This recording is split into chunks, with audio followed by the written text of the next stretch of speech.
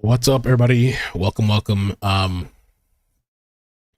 wanted to watch this Tucker Carlson episode that came out.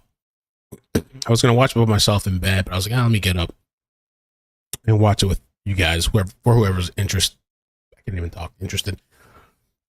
This came out a couple hours ago, and he interviewed this guy named Martin Shkreli, which I remember this guy Martin from back a couple years ago. Where he marked up this drug and it made a bunch of head waves and a lot of people were upset. But he's also the person that bought the Wu-Tang album. Was it Wu-Tang? Yeah.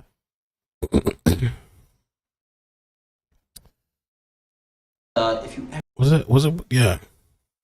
He bought one of the albums or something. It was like this, and it was only one album released. And I don't know how much he spent, like $1 million or something like that. Reclaim the spotlight from my spotlight. That's not going to work, Ghost. Dennis. In fact, I think that talking to Ghostface. Say some dumb shit again. This album, this Shaolin, I'm going to erase all your shit from this album. Right here, man. Right here. I'm going to erase you from the record books of rap. He was talking about deleting or getting rid of as the only one album that exists. You're going to be done. You're my son. You have to listen to me. I butter your bread. You understand me? You be a ghost for real, motherfucker. Without you, without me, you're nothing. And so even though I pity you, I have to give you some punishment. I'm sorry. I'm not gonna let this slide. I expect you to write me a written apology from the heart. Some contrition, some long letter where you explain your sorrow and sadness for what you've done. This not a frames neither, mother crayons. And you think you're the only tough guy from New York City? I'm sorry, but you don't know us. We saw your boy kill a priest. We saw him getting kicked for what was it, 10 kilos of cocaine? Like some of that China white. It was before he got arrested. I think he did 7 years. And anyway, the crypto guy too. What's the guy's name? FTX. By the way, I feel like I'm getting sick. I don't know. So if you hear me clearing my throat and all that, FTX founder Sam Bankman, which he comes up in this conversation, this guy recently, he's facing over 100 years. This is like the crypto scam guy, and there was a bunch of like politicians involved, kind of somewhat. So that's going to come up as well. And the other thing too, unrelated. Boots, thank you for the membership. Unrelated. So I might have something locked in. Maybe I got to reply back to this person. Another missing persons case for the main channel. Somebody's going to be able to put me in contact with family, I think. So I got to write back to them. All right, so let's start this here. Let's see. And I don't know if there's going to be any copyright issues or not. We'll see. He's been called the most hated man in America because he jacked up the cost of a life-saving drug. Raised the price of a life-saving Shkreli. drug 5,000%. So he could get filthy rich, an even bigger jerk than we first thought. There's no excuse from going from $13.50 to $750 Hillary. for one pill. Breaking news, we have the verdict now for the former pharmaceutical CEO Martin Shkreli, 7 years in prison. Right? How much did he pay those guys?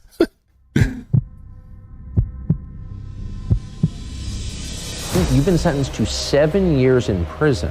What do you think? Hillary Clinton, you gave her the finger. Like, you didn't expect to get arrested when you did that? What do you think the public missed about your story? I think virtually everything. To this day, I never made $1 from Derrick. I'm not going to bow down to the government. You get taught in school. You're free to do and say as you wish, and the government can't meddle in your life if they feel like it. And I learned differently. And I think the DOJ's prosecution of the former president, it doesn't make a difference whether you're guilty or not, because it's a foregone conclusion. You have a better chance of being acquitted in Russia. 4 separate indictments from 4 separate divisions of the government. Al Capone, John Gotti, can't compete with that. Sam Bankman's going to prison. There you go, Sam Bank. Most likely, for a long time. Sam's from an upper-class family in California. He's never been around minorities. So he asked you your advice on prison? Something like that, yeah. I know, Sam, there's no internet in prison. It's a rough place. So I said, you should learn rap music, learn slang, and invent a backstory for yourself where you're Sam Bankman from Oakland. If you think I'm a bad guy, see how I live my life. Every time I read a story about me, it's convicted felon Martin Shkreli. Everyone says, oh, You lost 4 years of life. No, I didn't. I experienced 4 fascinating years of life. Yeah. On December 9th, 2015, Hillary Clinton issued a press release from her presidential campaign office attacking a man called Martin Shkreli. Clinton claimed that Shkreli was immoral for daring to raise the price of an anti-parasite drug called Daraprim. Shkreli responded not with shame, but instead with defiance.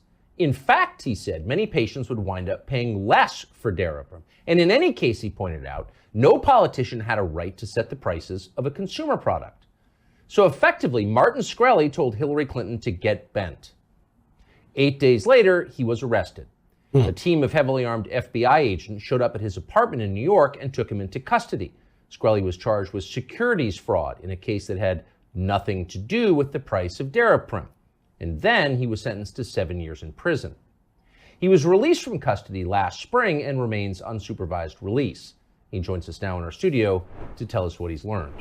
Martin Shkreli, great to see you. Thank you for doing this. Thank you. And so that Daraprim medication he was talking about, this was in September 2015, where he was criticized for when turning Pharma obtained the sole manufacturing license for the life-saving anti-parasitic medication Daraprim.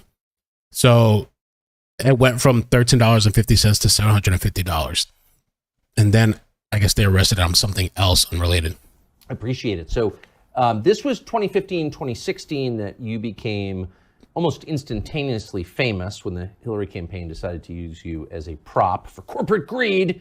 And so our viewers who've forgotten you or can't recall why they hate you so much might have their memories jogged by the following montage of what it looks like when you're the most unpopular man in the world. Here it is. The so-called most hated man in America is an even bigger jerk than we first thought. That's what Martin Shkreli's critics are saying about these new secret memos that show he bragged about jacking pill prices for the sick so he could get filthy rich. Whether he's committing securities fraud or trolling people on the internet, Shkreli doesn't think he has to answer to anybody. The 32-year-old former hedge fund manager became an internet pariah, headlined as the most hated man in America. The most hated man in America. Most hated man in America. The most hated man in America. The face of evil pharma, Martin Shkreli. That's crazy. I mean, I get why they're doing it, but there's just so much things that these companies have done to so many people. But now he's the face of Pharma. So overpaid news anchors thought you made too much money. You feel like, and I've never defended Pharma in my life, and I'm not going to now, but I feel like maybe there were facts omitted from that summation of your case. Definitely a few facts. So summarize. So for people who remember Tucker hating you because you raised the price of this anti-parasitic drug by 5,000% or something, what do you think the public missed about your story? I think virtually everything, you know, and when the media can find a way to tell a story that sounds great and sells clicks. For example, Bloomberg's #1 story of 2015, I happen to date the reporter that covered me, which was its own fiasco. Wait, you dated the reporter who covered you? She ended up, a woman named Christy Smythe. She's a wonderful lady. She was the court reporter for Bloomberg, senior reporter in the business for a long time. And Bloomberg consistently sort of tried to lean on her to not report kind of evenly. And it was the #1 clicked news article for Bloomberg that whole year. And you being bad? Yes. And so that was your time in the barrel. Everyone in public life, you know, experiences that. You really did at maximum velocity. What was that like? I think it was like surreal. You know, I mean, I was defiant because I couldn't imagine this was happening. I thought it was all a joke. You know, could like when is everybody going to come out and say, "Oh, just kidding"? You know, and of course that wasn't the case. So every time I doubled down, you know, the opposition, if you will, sort of doubled down as well. Yeah. And it got to this brinksmanship almost of like me telling politicians like Hillary and so forth, like, you can't do anything about this. It's a sovereign right of a business. It's not sovereign, but it's very like cherished right of a business to be able to choose its price for its product. And this idea that you could interfere with that right is so anti-American, so against everything I learned in school and in business that it was like just surreal that somebody thought they had that kind of power over a company. Imagine her trying to tell Tim Cook, hey, your iPhone's too expensive. You got to lower the price 200%. What does an iPhone cost? It's like $1,000. And everyone kind of has to have one. Yeah. Does anyone complain about that? Nope. Why do you think, I do think there's a lot of, fair or not, I think you think it's unfair. I probably have the other position, but there is a lot of like resentment toward pharma. Do you think that was part of it? Oh, absolutely. It's the most hated industry of all the industries. And I remember challenging, they kind of brought me up in CBS to be an expert speaker on a panel about drug prices. This is when the EpiPen, this is Joe Manchin's daughter, raised the price of EpiPen for the same reasons, and I feel totally legitimate reasons. You guys don't have sound. You should be able to get I'll check it on my phone too, but there's audio going. You should have audio. And everyone was aghast, that people can't afford EpiPens now. They're really important medicine, and everyone's screwed. And I asked the CBS people, I said, hey, do you know what the net margin of CBS is? No clue. Yeah, I have audio. Do you know what the net margin of Mylan is, the Joe Manchin's daughter's company?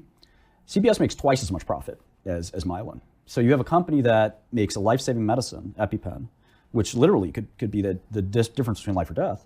And then you have a company that makes reality TV shows and sensationalized news. Lies. Yeah. And one of them, which one deserves profit? I think capitalism is a function that sort of assigns profit to the deserved. And in this case, this pharma company, Mylan, makes like 1 out of every 10 medicines in the world. And they kind of deserve the right to stay in business and keep doing that. Whereas, you know how I feel about CBS. Yeah, and for good reason.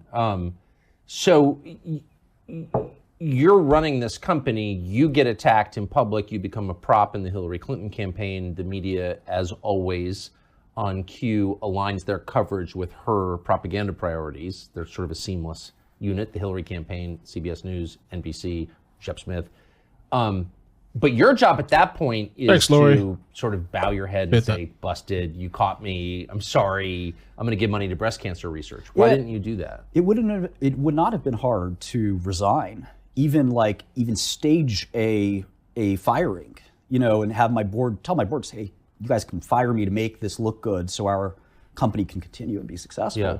And usually that's the solution is off with their head of the CEO, or the number 2 option is a PR campaign of laying low. You pay a big DC PR firm $300,000 and they just tell you to don't say a thing, and that's this will blow over, the news cycle will change. And I dug in because I really felt like a few different dynamics are at play. The first is that CEOs are not allowed to have personalities anymore, and I think you see the handful that do, the Elons and others, they get criticized routinely for their personalities. And what corporate America and boards want to see is a CEO that's, just completely, impervious to attack. And just eat a massive pile of dung and keep going. Yeah. I think that, so when you have a personality that's defiant or something that you want to be, a hill that you're willing to die on, for me, that hill is capitalism, and it's our American way of life. And it's this hill that no politician can tell us, business people, what our prices should be. I know, but Hillary Clinton, you gave her the finger. Like, you didn't expect to get arrested when you did that? I think that I was a little naive that, that what we learn in school, that when we pledge allegiance and that we will learn about the First Amendment and all this stuff, that it's not connected, that the courts are not connected to the media and they're not connected to politicians and there's not this web that really does exist. And part of me feels like, is the web consequential or is it set up ahead of time? And sometimes it's both. I think the prosecutor that went after me, for example, he may or may not have gotten, an order from somebody, but he may have just felt like, well, this is a guy that I can make a career on. He's super unpopular. Let's send him to jail. Yeah, I'm the good guy. He's the bad guy. What do good guys do? We corral them and throw them in jail. It's a story as old as time. And they're doing it to Trump as we speak. So just not to belabor the point, but for those who don't remember, this is part of the answer to the question, why were you so attacked and so hated? Because you didn't bow at all. So you were dragged before Congress to kowtow, but you didn't. Instead, you did this. Well, he has been called the most hated man in America, and his latest actions will likely do nothing to change that reputation. Forced to appear before a congressional committee on drug pricing, former pharmaceutical CEO Martin Shkreli refused to answer any questions, repeatedly invoking his Fifth Amendment rights. Here's part of a report from NBC's Ann Thompson. Appearing to smirk. Are you listening? And often inattentive. Yes. Former Turing Pharmaceutical CEO Martin Shkreli lived up to his bad boy reputation appearing before Congress. I intend to use the advice of my counsel, not yours. Oh. Posing for pictures instead of listening. It's not funny, Mr. Shkreli. Oh, people are dying, and they're getting sicker and sicker. Shkreli declined to answer why the company he once led raised the price of a life-saving drug 5,000%. So just so you know, when a corrupt moron like Elijah Cummings speaks to you, Surf, he's speaking not as your peer, but as the feudal lord. Jamie, thank you for that super chat. Says, hi, Mel. I hope you're not getting sick with what I and my hubby have. Thanks for sharing this interview with us. I hate our media so much. Take care. Thank you, Jamie. Appreciate that. And you have to pay attention, or at least pretend to pay attention. You of didn't course. know that. You know, when you try to challenge authority and, you know, that authority expects your subservience, it's a really huge insult because, you know, if Congress doesn't have power, then who does? And it's really dangerous to sort of like cross that line. And I was willing to cross it for a few reasons. The first was I was a huge fan of the Chappelle Show, and Chappelle had a skit of what if black people were treated like white people, and he was a drug dealer, and in the skit, and he goes down to Congress, and you know, Congress is asking him questions, and he's reading this like very defiant, it's a hilarious skit, and I said, this is my one chance in life to be able to reenact this skit, and my lawyers felt the same way. They remembered the Godfather scene, I think it's Godfather 2, where lawyers come down and, you know, to Congress, and they tried to defend Michael Corleone, and so my lawyers we were all interested in this as an entertainment thing, more than anything else. Like, we already told Congress we're not going to answer any questions. And in fact, in Congress's own handbook, it is defined as unethical to make a witness come to Congress to only invoke the Fifth. In fact, you're not supposed to bring somebody to do that. But they bent the rules in this case because it's a great, you know, media stunt. But when they say, are you listening? And you basically said, well, you said yes, but what you meant clearly was no. I mean, they kind of have to hurt you after you do that, don't they? Yeah, and I felt like, you know, at that point I'd already been arrested, so what more can they do? You know, and I felt We'll like... send you to prison for 7 years? Sure. You know, I think that's a foregone conclusion, right? I mean, at some point, you know, when you have a 99.5% conviction rate, you know, the idea of the burden is on the state to prove the charges. What burden? You know, the burden's on the defendant. And when you have the media indicting you every day, and a media that will refuse to sort of say, well, here's why he thinks he's innocent. And one of my greatest triumphs, and this sounds very strange, is actually being found not guilty of 5 out of 8 charges, because it's almost impossible. Let me just ask you a question. I want to tie up the Daraprim controversy before we move on. So this is a drug whose price you raised by a lot, at least on a percentage basis, thousands of percent. What's the price of it now? Well, it's generic now. So it costs pennies to get now. So, you know, the price went up for a short period of time before generics entered the market, and the free market kind of, if you believe there was a problem, which I don't, the free market fixed the problem. Lots of medicines are much more expensive than Daraprim. And I think that's, you asked about misunderstandings earlier, that's one of the biggest misunderstandings, is that people said, well, if you raise something 5,000%, isn't it unaffordable now? And the answer is, of course not. It depends on the beginning price. You know, if something's 1 cent and you raise it up 50x, you know, it's still affordable, depending on what the product is. And so there are drugs in the drug system that are millions of dollars. And what folks don't understand is for rare diseases, we talked about cystic fibrosis, muscular dystrophy, there are not many people with these diseases. And in fact, a lot of people with cystic fibrosis. Fibrosis makes toxoplasmosis, which is the Daraprim disease, seem extremely common. You know, toxoplasmosis is exquisitely rare. So you cannot afford to keep a company in business making Daraprim unless you raise the price. It says cystic fibrosis affects about 35,000 people in the United States. Interesting. And this is conventional across all drug manufacturers. Well, what's really funny is I had a friend named Brent Saunders who ran Allergan, and he was an investor in my fund. He was kind of a big shot in pharma, and he had Botox, and you know, as his flagship product, and he raised the price of Botox like 9.9% every year just to avoid a double-digit distinction. And the price increase on Botox cost the healthcare system hundreds of millions of dollars. The price, and the same thing at AbbVie for Humira, or Johnson & Johnson, or Pfizer, or Merck, their price increases, while they're smaller on a percentage basis, they cost the healthcare system billions of dollars, and nobody talks about them. I had to raise the price of a minuscule, tiny medicine that nobody takes. And nobody mentioned that in the media. but to keep that medicine on the shelves. Because I've done this before where a medicine that sells very little, less than $1 million, a couple $1 million, the big pharma guys don't want to make that medicine. They want to get rid of it. And the only way that that medicine can stay reliably on the shelves is if it merits making.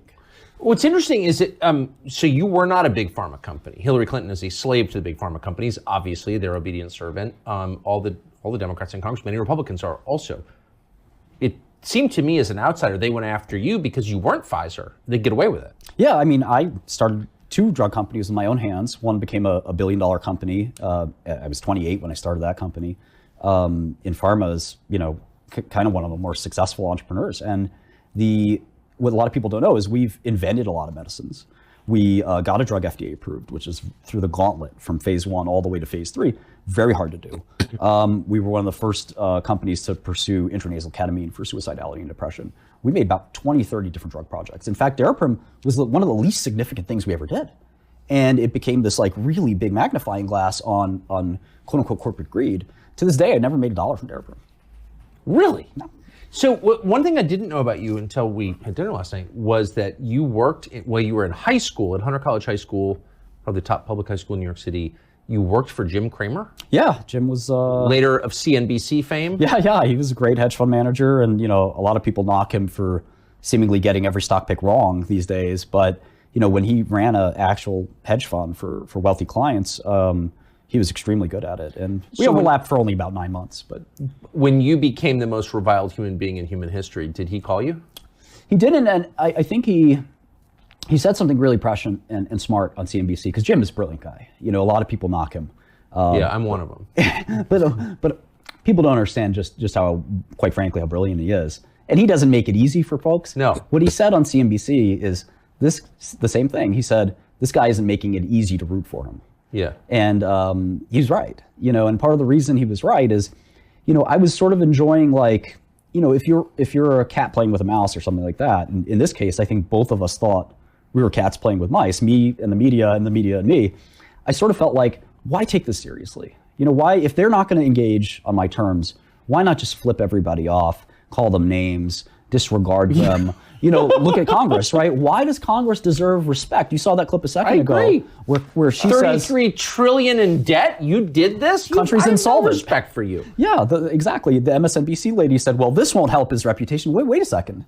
Congress is more hated than I am. Yes, so reason. A lot of people messaged me, sent me letters. I got over 5,000 letters in jail. 1% or less were hate mail. 99% were, way to go, stick it to the man, screw Congress, and I'm the most hated man, but that's wishful thinking. I walk around in New York and people hug me, they take selfies, there's no hate. That's a liberal wishful thinking to project on who they want. They're the most hated man. Right. It's interesting. So the FBI shows up December 2015. You've been the subject of all these news reports about your immoral behavior. What did you think the FBI was doing at your apartment? Well, I had a fund from 3 or 4 companies ago, and in the hedge fund business, it's to be frank, it's kind of an awful business, and it's a business that almost I think half of all top hedge funds have basically been closed down for legal reasons.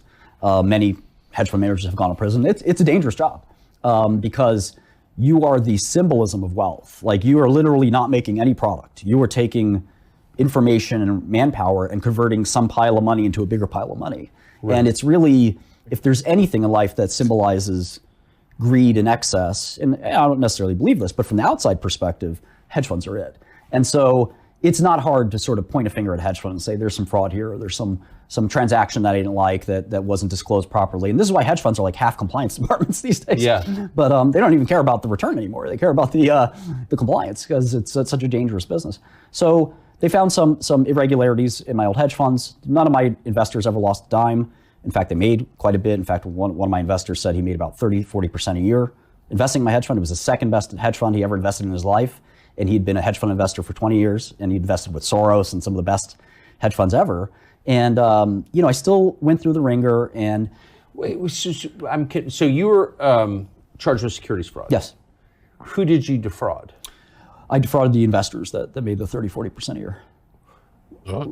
But I'm confused. I mean, how can you defraud someone who makes 30 or 40% a year? So it's funny, you can be a victim of a crime without necessarily losing anything.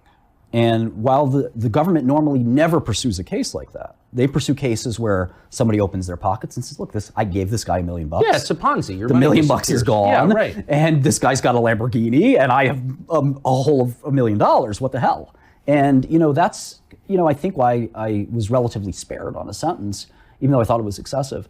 I feel like, the government normally never brings a case like that. And the Southern District is kind of known as the fraud sort of center. They're pursuing Sam Bankman-Fried at the moment. Yeah. They hop on these cases. They love these cases. The Eastern District isn't really, the place to do that. They mostly deal with visa cases, gun cases, drug cases, things like that, mob fraud. So that's Brooklyn, Queens, Long Island. Yeah, that's right. Right, not Manhattan. Yep, and it was Loretta Lynch's division. It's a fairly political division, and the person that prosecuted me is now a partner at a law firm and making a lot more money than he made before. So did you sense from the beginning that your prosecution was political? Yeah, no, I mean, I know it was. And when you say political, it's not a left or right thing necessarily. It's actually more of a status thing. Every player in this symphony of grift has a different role to play. And, the prosecutor's role is looking out for himself. He's not interested in the community of New York City being, better or worse than it was yesterday. He's a lawyer from a top law school. He's trying to make millions of dollars. And prosecuting Martin Shkreli is a great way to do that. If it happens to make his bosses happy, great. But politics has nothing to do with his decision. His decision is about how do I make more money. So someone sees you on TV and you're at the middle of the 15-minute hate ritual and they're like, let's look into that guy's hedge funds. Yeah, and I think that's par for the course. I think that if you are a bad guy in the newspaper, that for whatever reason, AGs or the Department of Justice says, the people want to see this guy go down. And we've got a whole big book of laws that we can apply. He's got to have violated one of these things. But bottom line, just to be totally clear on this, I guess we could look it up if we wanted. Nobody lost money in this fraud that you committed. Correct. Highly unusual. Never heard of a fraud like that. It happens very, very rarely. Like 1 out of 1,000 or 1 out of 5,000. And look, truth be told, I understand it. If I said, Tucker, give me $1 million, I'm going to invest it because I'm a biotech genius. And I went out to the casino and I said, let me throw it all in red and see what happens. And if I lost it all and I went back to you and said, Tucker, sorry, we lost our biotech investments didn't work, that's still fraud. But if I doubled the money and gave it back to you and said, my biotech investments are great, it's still fraud. And I think it's wrong. But in my case, I did what I was, what I told people I would do. And, there was not anything there that, the whole hedge fund community who has looked into this thinks this thing stinks to high heaven. And what did you think you were going to get? I thought I'd get a light sentence because there were no damages. And damages are the centerpiece of how you get sentenced. There's actually a rule book, and it's a point system. It's kind of absurd. You get 7 points off the bat for conviction. But 7 points is almost no time in prison, which is great. So I said, all right, give me the 7 points. But then on a sliding scale, there's a dollar amount that gives you more and more points. So Sam Bankman, for example, his fraud amount is $10 billion. They don't have a section for that. It's like, off the charts. Mine was, something like 7 or 8 million. And there is a section for that. And it gets you to about 40 years in prison. And 40 years? Sure. And my calculation was 300 months or something like that plus. And, the judges pared that down to sort of say, okay, that's probably not what he deserves, but they would have been well within their right to do so. And I'm very lucky that. But you think the prosecutor would have put you away for 40 years? Sure. They asked for at least 12, and they would have been just as happy. What do they care? Because it's a man's life? I don't know. I think they should have, there's a term that they use called prosecutorial discretion. And they said the weight of the government is so heavy, and that burden of proof that we learn in school that, it's the government's burden, it's not a burden. It's a very easy thing to prosecute somebody. It's 99.5% conviction. So for them to put their finger on the scale and say, you're done, and you're removed from society, it's very easy. I happened to draw the best judge in that courtroom. And it was like just a blessing, a lucky draw of a judge that happened to be very sympathetic and known for short sentences. So you're from a working class immigrant family. You got 3 siblings, 2 parents, close family sounds like. What did they think of all this? My parents defended me. They sort of cautioned me to be less loud and less defiant. Is that the first time they cautioned you that? Probably not.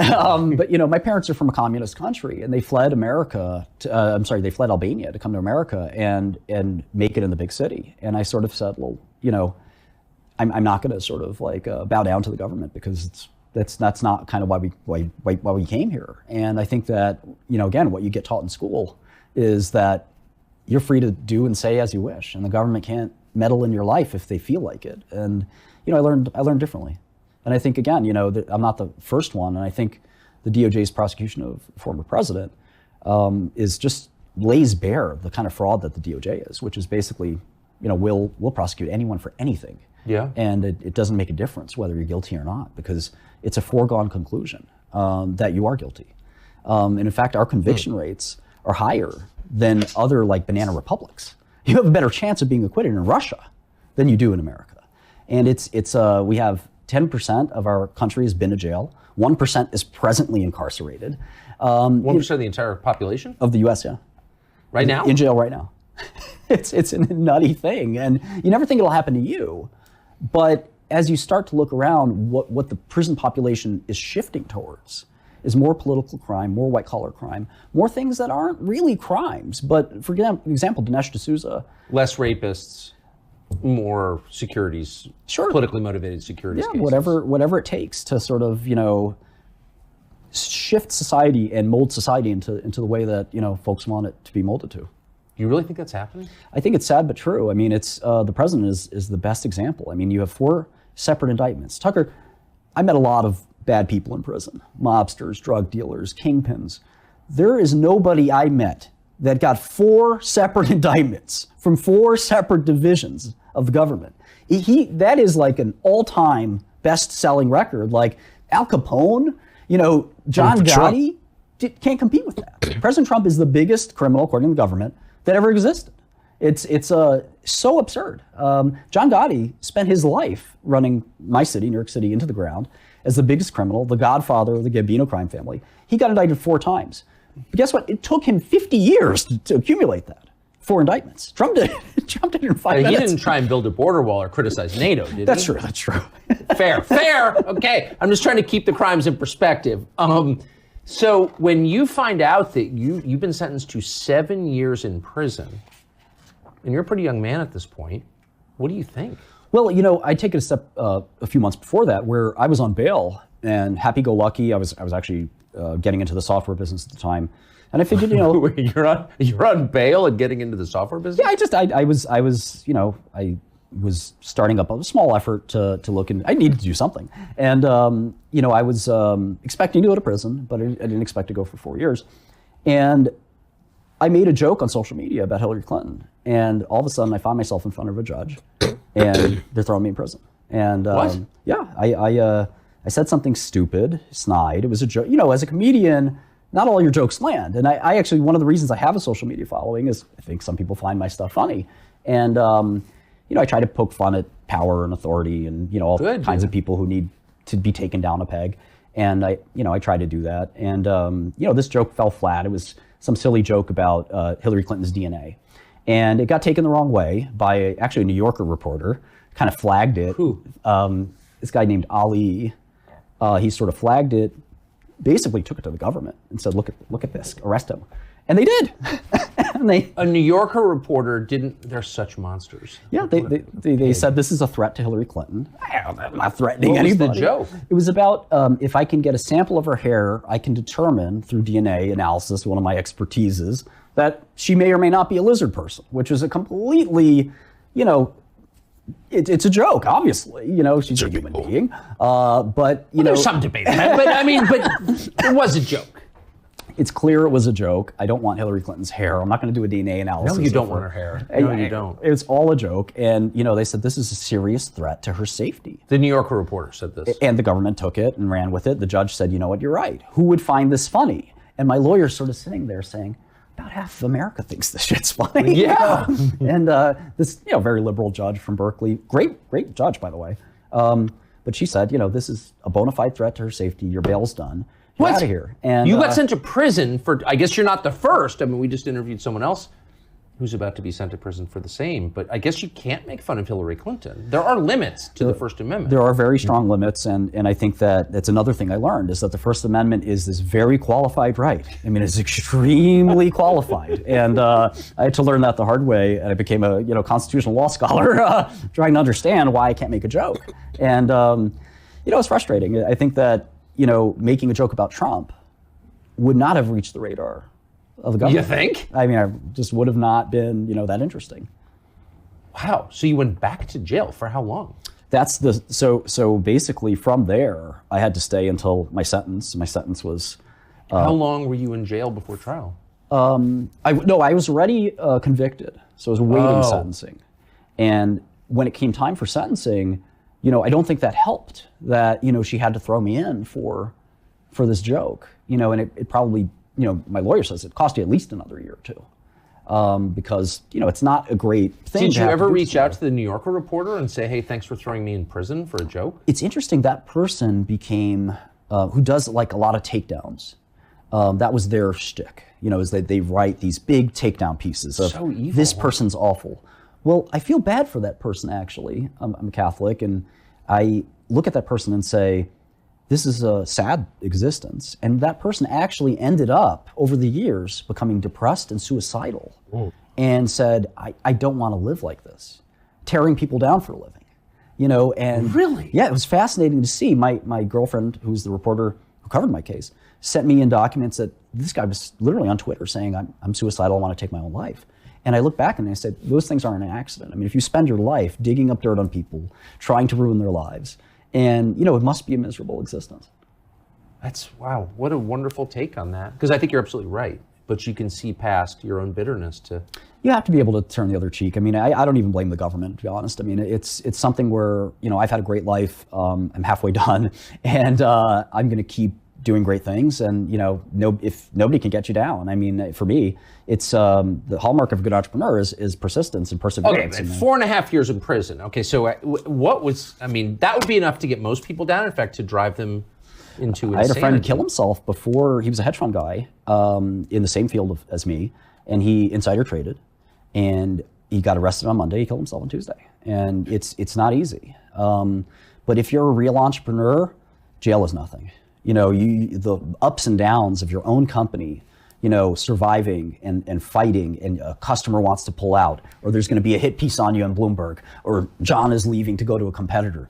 This stuff will make your stomach turn.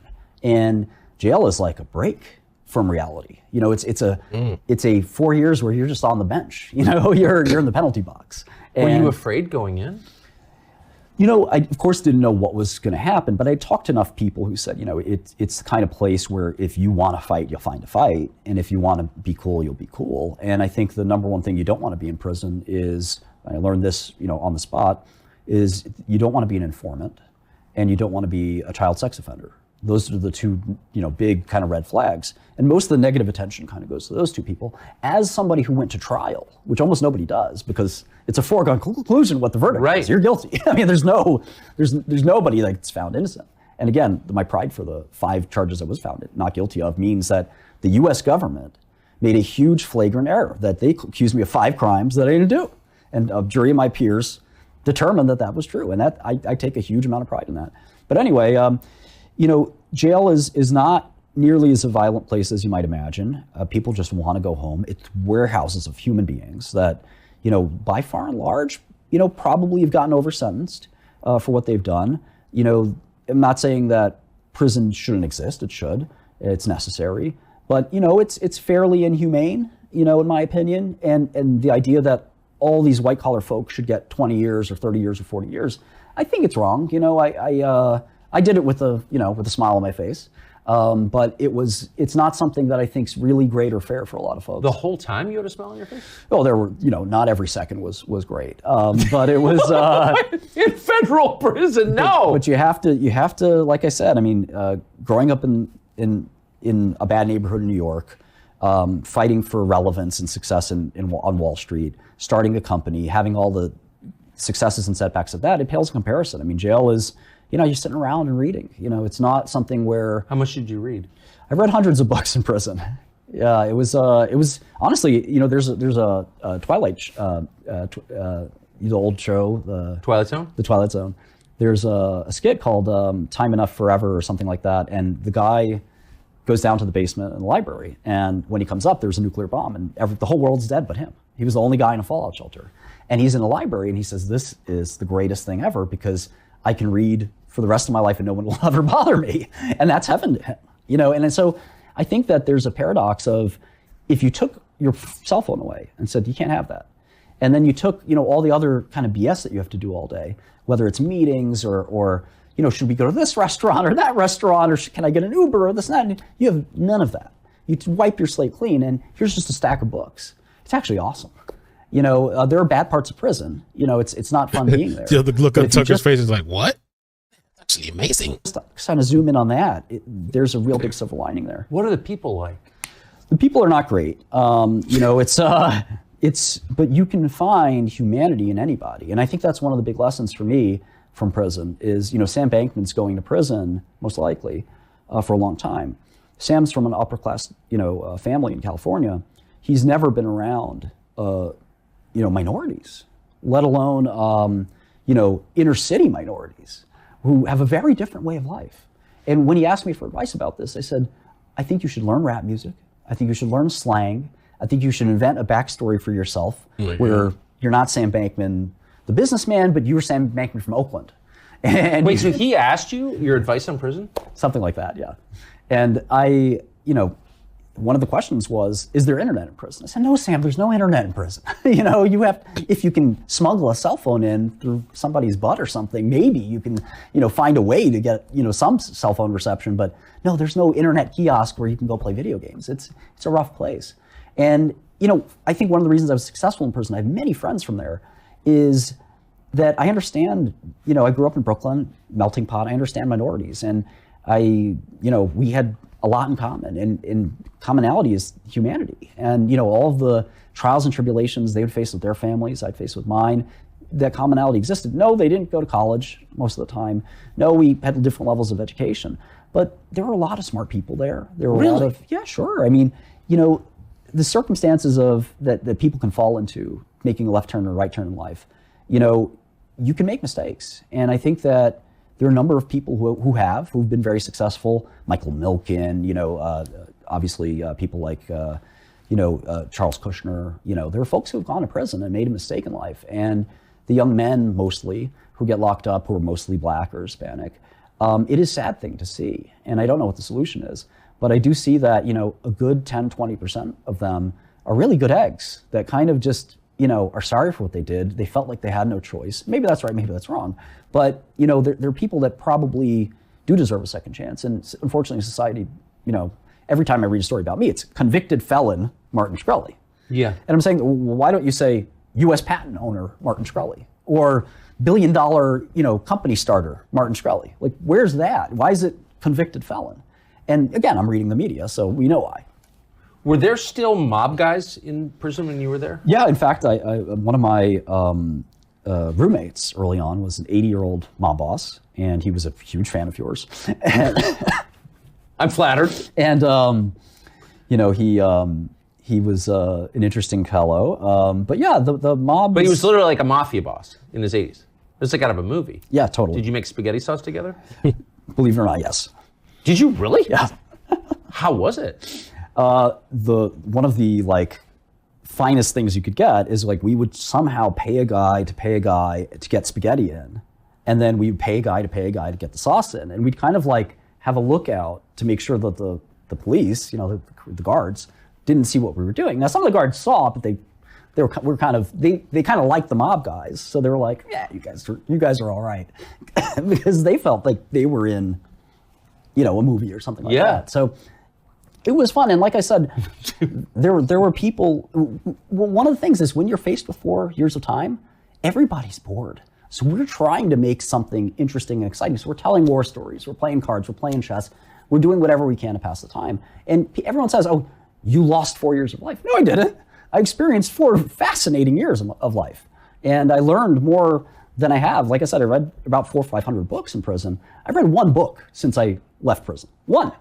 And I think, you know, the friends that I have that read a lot, I know a friend of mine that reads and writes a review of every book he reads. He's on 23 for this year. The year's almost over. And he's a voracious reader. Most people don't have the time these days to read an entire book from start to finish. And, the joy of being able to do that is something that I really, when I was younger, I did a lot of. And I realized in the business world, you got meeting to meeting to meeting before you know it. Where's You're the in time? bed doing texts. Yeah. Yeah, you're working all the time. And where do you have the time to read a book? And God forbid you read a fiction. That's a waste of time. You might read a business book to somehow get ahead in business, but to read a fiction book or a history book or something like that, that's really, good stuff. There's no time in that for modern society. I mean, we look at TikTok for 3 seconds and the company's monetizing and studying how can we get them to 4. So the idea of you reading a book for like just sitting there and, in a lazy chair reading a book for hours and hours, it doesn't compute with modern reality. How'd you keep the self-pity at bay? Oh boy. I looked around at guys who dropped out of college or dropped out of high school or sometimes middle school and were given a gun and said, go sell drugs. And I said, am I like one of these guys? Does this make sense to me? And I think that humility helped a lot, to say, well, we all kind of have this common denominator of, we pissed somebody off and we did something wrong and we're in here. And of course I felt like I didn't do anything wrong. I pled not guilty. I went to trial. I fought. I appealed. And I still believe, I'm not guilty. But, I kind of just realized that, again, some people get hit by cars. Some people die of rare diseases. I met some of the worst, sickest people in the world in pharma and tried to make medicine for them. And raising prices on drugs is one way to afford the ability to do that. A lot of people said, why don't you just go to Wall Street? And I said, well, I know a lot about that, and it's not that easy. There's another set of masters you have to kiss the ring to if you want to do that. And, it's a lot of that's about what school did you go to and, all the check boxes that you have to check. And I didn't check a lot of those boxes. So I needed to do it the old fashioned way, which is revenue and profits, which is a good way to run a business. Yeah. And the other guys get to raise money at any valuation, any amount of money. And that's sort of a lottery ticket. I didn't want my company to be a lottery ticket. I wanted it to be a substantive company that had products, costs, and earnings. So anyway, I think, I'm very lucky. I think a lot of people, have this woe is me attitude at every wrong thing that happens to them. And I think that life's tough. You got to fight. And it's really just an attitude that I've had since I was a little kid that, if you're going to be a crybaby about every little bad thing that happens to you, then, you're going to be a miserable person. And if you take the silver lining every time, you're going to end up being actually a terribly happy person. I think one of the things the media hated the most about me and the government is that they couldn't get me down. No matter what they could do, throw at me, it was okay. Life goes on. I'll turn the page. And I think that bravery and that courage is something that, again, turned out to be a blessing. That coming out of prison, I was inundated with messages and emails from some of the biggest business people in the country saying, we stand by you, we support you for being one of the few guys to not cave in the face of all that adversity. Amazing. What's it like getting out of prison? It's not just one day you get dropped off at the bus terminal, correct? Yeah, it's a little surreal. It's hard to explain. It's like this continuum of incarceration. It doesn't end. So what's ironic about these 4.5 years is they start well before and they end well after. So it's this really long-term period. Some people have 10 years of probation or more, and some people have lifetime probation. So it can be this like semi-incarcerated state where you really can't do very much. And for example, you lose your right to a firearm, you lose your right to to vote, you lose your right to all of these things. And if you do get incarcerated again, the way the system's set up is you're going away for a long time. You kind of, there's this criminal history concept, and the point system I mentioned, it kind of 2X's if you go again for a second time. And if you go for a third time, they call you a career criminal.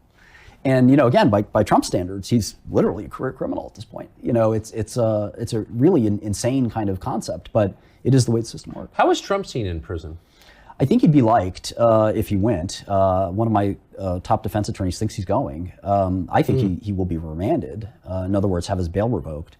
I think that he's liked in prison quite a bit.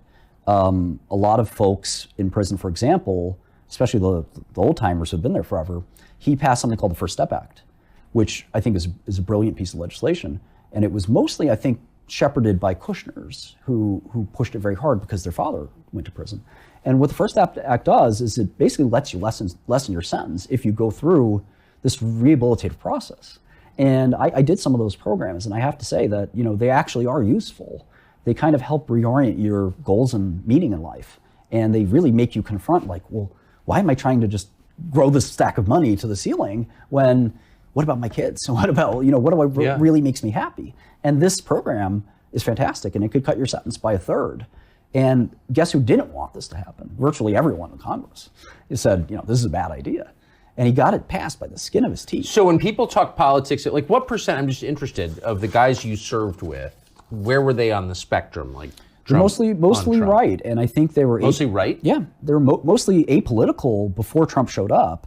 And I think you'd hear some jokes like, well, Trump's a lot like me. You know, he's a gangster and he does what he wants, says what he wants, and that's what I do. And, you know, that's like an unhealthy kind of attitude, obviously. But a lot of guys sort of said, that's my role model. You know, he does what he wants, says what he doesn't care about the rules. He throws caution to the wind. He's that guy that I respect. That's what I am in my dilapidated neighborhood. So, you know, he's that for America. And that's, you know, again, I don't agree with that. I think that's awful. But I also think that they saw what the average American, I think, sees, which is a guy that obviously is an outsider of politics, at least. You know, I would say that he tells it like it is, but we know that he doesn't always tell it like it is. Yeah. He does lie sometimes. But I think that he's, you know, more or less loved in prison because of that mix of, like, he's got this, like, almost criminality to him where he flouts the law. And according to the DOJ, he's flouted the law. But to a lot of people, they interpret that as, that's not criminality. That's just a guy that has conviction, that does what he wants, and kind of lets the aftermath kind of... He's brave. Yeah. And I think that's what is appreciated, that he's also not a double talker that kind of will spin you. You know, he wears his incoherence on his sleeve. Yeah. You know, that he's just sort of like, you know, direct, and, you know, he'll fib and he'll do things like that, but you kind of know what you're going to get from him. He's kind of consistent. And I think that people like that. Obama, remember, a good chunk of the prison population is black, somewhere between a third and a half. When asked guys about this, they said, Obama didn't do anything for us. You know, this is supposed to be our black president. And, you know, we're overrepresented in this community by... They got nothing in common with Obama. No. So you mentioned you talked to Sam Bankman-Fried about prison. Can you, I don't want to let that go. Let's back up. How do you know Sam Bankman-Fried? You know, he's a young entrepreneur who romanced the Clintons, romanced the world. He is friends with Bill Clinton, Hillary Clinton. He was a big donor to Democrats. And he was also a guy at a very young age who had a very big company. And I know what that's like. And he had a much bigger company, 10 times bigger than mine, but not 1,000 times bigger. You know, we're in the same universe. And, you know, he was just kicking butt. You know, he was on the cover of Forbes, and it was all a lie. And he actually didn't succeed at all, which is ironic. But he represented this group called Effective Altruism, which has sort of took Silicon Valley by storm. And me and a few other people created a counter group called Effective Accelerationism, where we kind of said, we're the diametrical opposite of you guys, and you guys are going to ruin our country if you keep sort of talking about what you're talking about. And EA, Effective Altruism, has basically died with Sam. You know, he was laid bare as a fraud, and I think that whole movement has been laid bare as a fraud. There's no question. And it doesn't entail actually helping anyone around you. No. And what's, you don't have to tip at dinner or pay your housekeeper a bonus, right? What's really funny about Effective Altruism is that it's a movement for people who can afford to be altruistic. You know, it only counts if you're a billionaire. The most selfish people in the world seem to love it, I have noticed. Yeah. But you know him because you disagreed on that? No, you know, I started to, you know, get to know him when his company was succeeding, and then I really started to get to know him when he got in trouble. And, you know, I think that, you know, it's just a sort of sorry situation. I kind of went through it too, where you just can't believe that this has happened to you, and you're in denial that they're going to win. You know, there's nothing you can do about it. And this is a guy who's gone to every math competition, every MIT, you know, thing, and he's been told he's special his whole life. And he's in this spider's web of the DOJ indictment where it doesn't matter how smart you are. You cannot think your way out of this. You're going to jail. And, you know, the one or two cases where you somehow were acquitted was a huge mistake for the DOJ. And they went back and studied how that won't happen again. You know, it's a system designed to incarcerate you. And he's been defiant. He went on a speaking tour. He went on all this stuff. They had to lock him down to his house on house arrest because he was talking too much. And they finally said, enough, we're tossing you in. And it's hard enough to be indicted. It's harder to fight it from inside a jail cell. It's basically impossible. But why, I always wonder this, and I've asked friends of mine who are going to prison this question. I never get a good answer.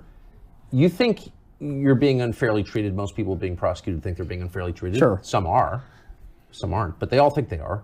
And you think you could spend the rest of your life in prison? He definitely could spend the rest. Why don't you flee? It's a funny question. No one flees. No one flees. There was a guy who fled, and he actually fled successfully, and he came back. My lawyer was his lawyer, and he came back and he said, look, the thing you were charged for isn't illegal anymore. Can my guy come back to the U.S.? And the judge said, absolutely not. If he comes back here, he's got to do another 3 or 4 years. And they made an agreement to do that. But it's hard if you're Sam Bankman with his face to sort of flee and find a place to flee. And they tend to find you. The government of the U.S. stretches to almost every other country in the world. They have agreements to send you back, extradite you. Only 3 countries don't have those agreements. So you better be ready to be Edward Snowden, in essence, if you want to sort of, have a way to flee and survive. And it's just one of these things where, as soon as there's a warrant or something like that, they pay pretty close attention to you. Fleeing, is also kind of, I think to a lot of folks, a bit of a cowardly kind of way out. I think that arrogance that comes with, success in life bleeds over to the system where, I can beat this. I can find a way to get out of this. And there's no way out of it. And I think he's learning that the hard way right now. So just to wrap up on this, you think there is no way out of it for Sam Bankman-Fried? There's no way out of it for anyone. It's the justice system is a joke. It's a performative act. It is no different from a show trial in communist China. Find me one case where somebody's been acquitted at federal court. It is the outlier of outliers. There's thousands of these indictments every year, tens of thousands, and there's no acquittals. You might get acquitted on a charge, as I did, or many of them, but they throw enough spaghetti at Why does nobody say this? There are very few trials, as you point out. Most people just plead out. But when there is a trial, the media acts as if it's like a cliffhanger. It's really funny because, it's foregone conclusion. And I think that there's a mix of things that make these trials unfair. One of them is this putative burden on the government, which doesn't exist. So they get to go first. And if you know anything about like behavioral economics or Daniel Kahneman, if you have to sit through 5 weeks of why this guy's a bad guy, and after 5 weeks, he gets to speak his piece, it's really unfair because the anchoring principle of I've just heard this guy being bad guy. When did you stop beating your wife? Yeah. It's just they've already framed it. It's a framing problem, and it's just impossible to beat that. One of Sam's jurors was sleeping, which is the death knell. If a juror starts to go to sleep, he's made up his mind, you're going to jail. And it's so hard to beat the government at trial that it's virtually impossible. Again, you have better odds in other countries, which you wouldn't expect. So I think Sam's he's in it pretty deep, and it's a lot of people think he should go to jail for life or something like that. And I think he's not maybe as culpable as some people think, but he's certainly culpable. And I think there's a fair sentence for him. I can't say exactly what it is, but he's going to get something. What are you going to do next? So I have a software company, and again, I just brush all this off. I think that I'm very lucky that unlike Sam, I've actually built things successfully, and I've had a track record. This is a black eye, to say the least, but it's also something I can move on from. I meet with investors every day, and to the extent they don't necessarily like our company, it's not because of this. It's because of your product doesn't make sense to us or something like that. I never hear, well, we're not going to invest in a felon. I don't hear that, which is awesome. So I think, again, I'm blessed to have a second chance. And I think that's the power of kind of like the way media works now, is that if this was 20 years ago, I'd have no chance. I'd be a librarian or something at best. And I'd probably have to go from library to library, once they found an itinerant librarian. Once they found out. Kind. Once they found out I was who I was, they'd be, you gotta get out of here. You can't be here. So I'd maybe be pumping gas somewhere. And I think thanks to social media, you can actually speak your mind. So what I did is I started live streaming, And I said, if you think I'm a bad guy, see how I live my life. And I started teaching chemistry and finance on YouTube, and folks watched it, and they said, this guy isn't a bad guy. He's a normal guy. And being able to show who you are to the world is one of the small gifts of this new technological age. There's a lot of drawbacks too, but that's one of the small gifts, is that you can set the story straight, and NBC's not setting the story for you. In the old days, you'd go on TV and say, hi, Mom, because it was like this one opportunity to say, I'm on TV, isn't this amazing? And now there is no TV show you can pay me to go on, because it's irrelevant. I tried that. It's irrelevant. They typecast you however they want. You're their product. Why would I let you make advertising revenue off of me? Am I getting a cut of this? It's sort of an absurd concept that you're going to interview me for free, and then you're going to go sell Toyota a bunch of ads, and I'm fodder for your business. And not only that, but whatever I'm going to say, you're going to twist so that Toyota pays you the most amount of money to sell those ads. And it's kind of an absurdity. And the past is, we viewed this as something that was attractive because it was the only way for millions of people to know who you are. This is my last question, but you're still off Twitter, off X, distressingly. Hope that'll change. How did you get booted off Twitter in the first place? It's an irony that ties together a lot of commonalities here. So I got into a big fight with Lauren Duca. I actually thought she was... What's Lauren Duca? Lauren Duca is a person who was a Teen Vogue writer. Okay. And she actually appeared on one of your shows. Okay. And she rocketed to fame because of that. Okay. And I was needling her a bit, and she was needling me. In fact, she used my name first. And I said, well, what do you do? You're just a Teen Vogue reporter. And, we just kept going back and forth. And I actually kind of thought that she was sort of enjoying this, raising her profile, raising my profile. It was this kind of like thing that happens in media that wasn't so bad. And one day, I guess I took it too far, and she complained, and I was banned off Twitter. What did you say? I made a Valentine of her. I took a photo of her and her husband, and I cheekily kind of photoshopped my face on his face. And I invited her to the inauguration. I said, well, won't you be my date? And she was Trump's biggest enemy, or one of many sort of left-wing people that hated Trump. So she found the whole idea very disgusting. And she says, how is this allowed? I said, it's Photoshop. It's not that big a deal. What allowed? Inviting her to the inauguration? Yeah. It was like seen to her as this deep harassment. And so she called for your censorship? She called for my censorship. I've been permanently banned ever since. I've tried to make burner accounts that live anywhere from a day to a couple months, and then they get banned again. And it's tough because free speech is important. And the reason this is extremely funny is she got a letter from Hillary Clinton. And the letter she posted online, she said, and she references not pretty clearly you and me. She says, I know what it's like, dear Lauren, I know what it's like when powerful men gang up on you. It's a clear allusion to yourself and myself. And I just want you to keep going and keep fighting the power and this and that. And lo and behold, I go to prison. Entitled white ladies unite. Yeah, it was something else. So interestingly, she becomes a lesbian. She decides that she doesn't want a husband after all, whether it's me or anybody else. And I bet she's not enjoying it. I'm just throwing that out there. Who knows? I bet you $20 she's not enjoying it. She ended up being kind of fairly miserable and withdrawing from public society. Ended up being miserable? Continued being miserable. And she wrote on X, or Twitter, now X, she wrote that they never should have banned Martin. She said that? Yeah. Well, good for her. And she said, I wish they would have banned me instead. And part of this is this left reaction to X of now being a cesspool of, right-wing conspiracies. Now that there's free speech, a lot of people in her shoes are saying, "Oh, this is a bad place to be," and they should ban me because I don't want to be here, and et cetera. This is a place now for people like Martin, and maybe like you. So it's a funny world, but I think Lauren, again, 7 years banned. I spent more time in real jail, in Twitter jail than real jail. And it's, I'm begging for clemency. Which is better? I was really upset about Twitter jail. Yeah. And if you seem to have enjoyed the penitentiary.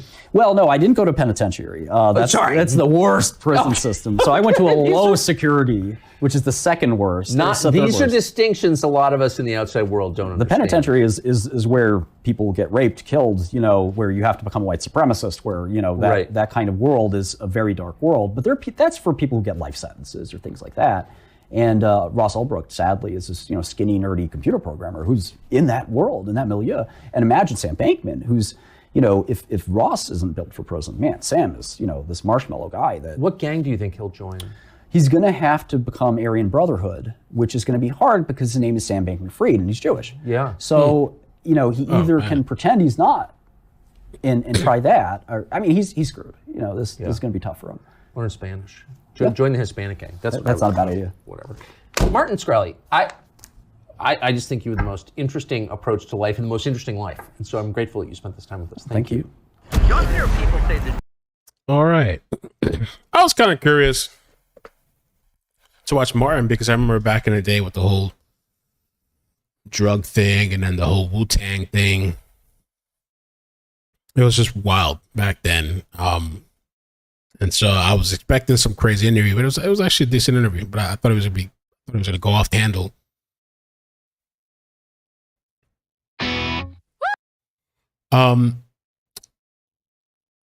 Let's see. I think at some point this week I'd like to update this whole Caitlin Armstrong.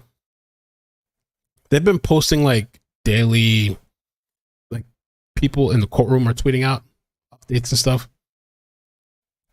Maybe one of these days I'll December 1st. This is Colin Strickland, right? And so this is Caitlin, Colin, and Mo. So they're dubbing this like a love triangle. And this chick, Caitlin, killed the other woman. He was messing around with both of them. And so this guy's in court testifying. And when I'm looking at him, I get weirdo vibes from this guy. Midway through the day, our cameras captured this moment. Colin Strickland pushing down another photographer. Get off me. Something weird about this guy. Photographer's camera. The incident was reflective of Strickland's demeanor while on the witness stand, appearing agitated and defensive, often answering questions with, "I don't recall." Hostile witness. It's just kind of odd. Like, why you got that nasty attitude? This woman, Mo, a girl that you were seeing and lying to about the other girl, Caitlin ends up killing her. And this grungy motherfucker comes into court with an attitude. Colin Strickland pushing down another photographer's camera. The incident was reflective of Strickland's demeanor while on the witness stand, appearing agitated and defensive, often answering well, he's a cyclist. Questions with, "I don't recall." Midway through. There was some other video clip too I saw where he like stepped on somebody's shoe as he was walking by. I don't know where it's at. Yeah, look at that face.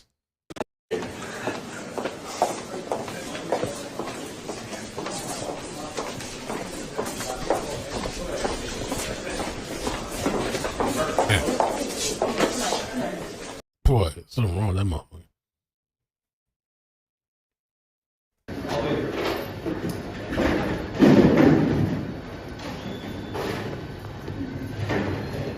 Maybe he's vegan.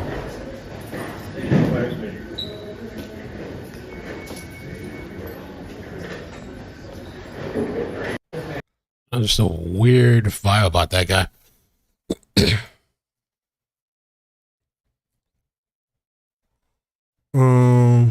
Let's see.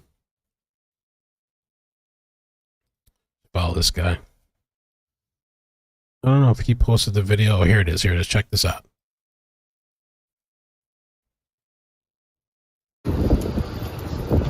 Good shit.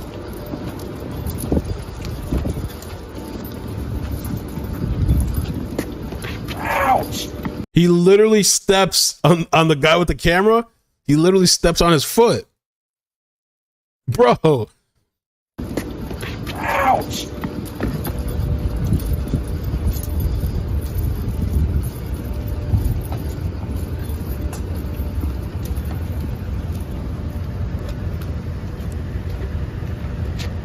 Yeah, man. I don't know.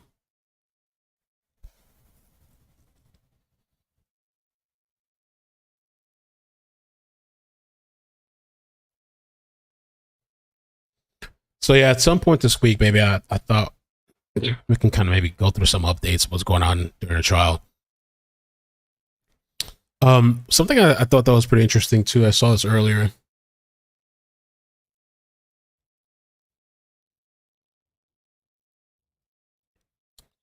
This was It's a very, very short video of them kind of outlining for us, showing the world where Hamas sets up some of these strongholds, some of these command and control centers within the Gaza Strip. Thank you, Texas. Our viewers to watch this, and then you can respond on the back end to make it seem, like we understand what we are watching. This was put out by the IDF today. We're in the chapter of the Scouts movement in northern Gaza Strip, the northern Gaza Strip. You can see right here all these pictures of these nice scouts, and inside the chapter.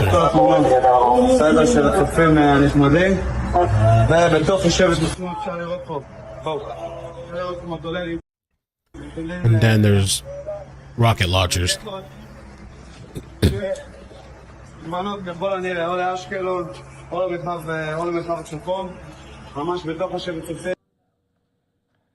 Okay, Hal, we have this freeze frame right here. What are we looking at right there specifically? Basically, keep in mind, this is what Hamas does. They don't feel obligated to obey the Geneva Convention or any of the other international laws with armed conflict.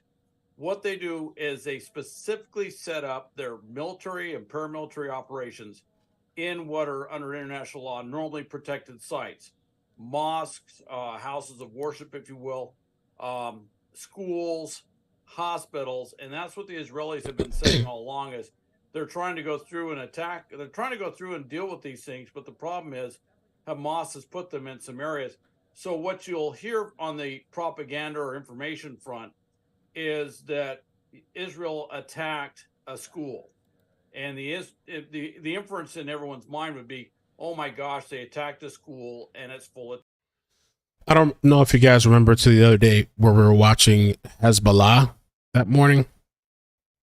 The terrorist leader was going off, cursing. Well, I don't know if cursing people out, but he was going off and making threats to the U.S.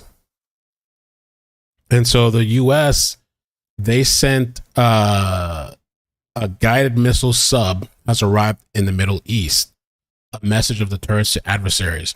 They literally tweeted out a picture of the submarine, the Marine Twitter page. I'm like, damn. And they say that this is something that's very unusual because usually these submarines, they operate in like secrecy. They're at depths. They don't want to be detected. They got, I think, probably nuclear capabilities. So the U.S. posted that picture to show that, I guess, to maybe shut that guy up in Hezbollah. If you're going to want to start some shit, we got missiles and everything we can send your ass.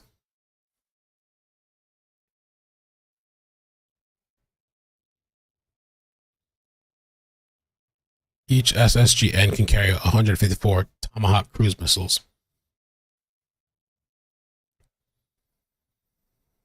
Well, I'm going to head out and try to get some rest. If there's a chase, I'll come back.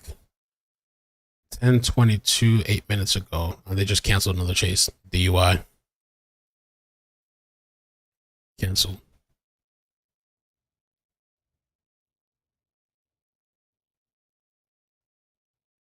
Airship still en route. Yeah, I'm going to head out for now, though. But if there's a chase, I'll come back. Maddie's birthday is on Friday, too. So I'm going to be probably busy that day. But all right. Good night, guys. Take care. Peace. Catch you around.